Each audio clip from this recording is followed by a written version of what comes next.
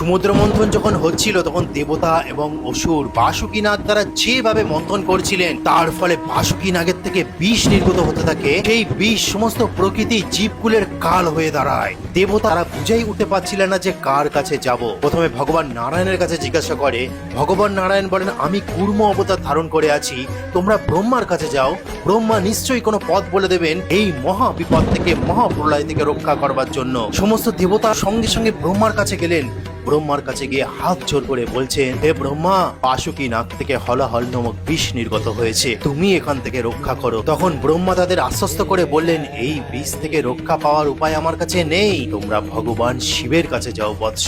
হে দেবতাগণ, তোমরা শীঘ্রই ভগবান শিবের কাছে যাও, তার কাছে প্রার্থনা করো, সেই পারে একমাত্র এই প্রকৃতি জীবকুলকে রক্ষা করতে। তখন তারা সঙ্গে সঙ্গে ভগবান শিবের কাছে গেলেন। দেবতায় মহাদেবের কাছে প্রার্থনা করতে লাগলেন যে, মহাদেব, তুমি আমাদের এই কাল থেকে রক্ষা করো, তুমি তো কাল জয়ী, তুমি তো মৃত্যুঞ্জয়ী। হে মহাদেব, তুমি এই প্রলয় থেকে রক্ষা করো মহাদেব।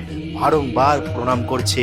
তখন ভগবান শিব ধীরে ধীরে ধীরে ধীরে নিজের চোখ খুললেন। তারপর চলে গেলেন বাসুকীনাগ থেকে নির্গত সেই বিষাক্ত হলাহল বিষ পান করবার জন্য। তিনি যখন সমুদ্রের মধ্যে গিয়ে সেই হলাহল নামক বিষ পান করছেন, সমস্ত প্রকৃতি জীবকুল ধীরে ধীরে ঠিক হতে থাকছে।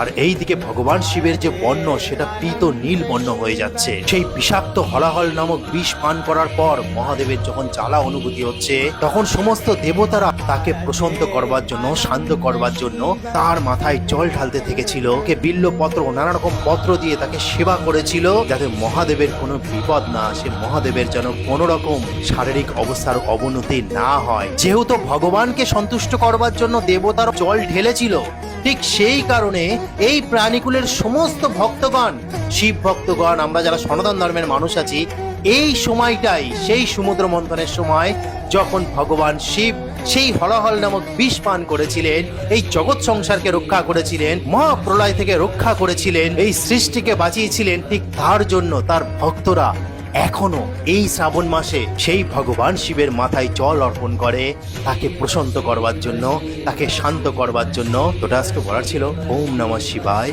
হর হর মহাদেব।